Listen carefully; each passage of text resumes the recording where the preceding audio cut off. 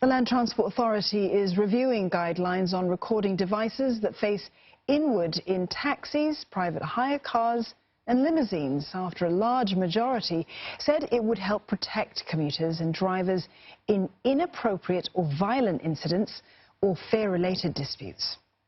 Out of 1,000 Singapore residents polled online by National Feedback and Engagement Unit REACH, more than 3 in 5 felt that inward-facing cameras should be allowed in taxis, private hire cars and limousines. Of this group, 9 in 10 agreed that they should be allowed to record both video and audio.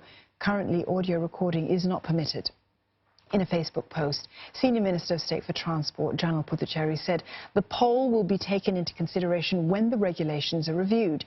An LTA spokesperson said it is currently studying REACH's findings to determine if further adjustments to the guidelines are required.